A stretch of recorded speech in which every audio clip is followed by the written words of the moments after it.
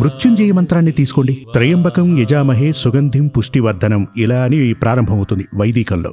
అవునా కదా? ఇది అదే తాంత్రికంలో అయితే ఓం హూం జం స భూర్భువస్వ త్రయంబకం యజామహే సుగంధిం పుష్టివర్ధనం అని ఇలా వస్తుంది. అంటే అందులో బీజాక్షరాలు చేరుతాయన్నమాట. ఆ బీజాక్షరాలు చేరినప్పుడు ఆ మంత్రానికి మరింత శక్తి వస్తుంది. అంటే ఇటువంటివే పవర్స్ ఉన్నటువంటి శక్తి కల మంత్రములు ఉన్న దేవతామూర్తియే శ్రీ బగళాముఖీదేవి.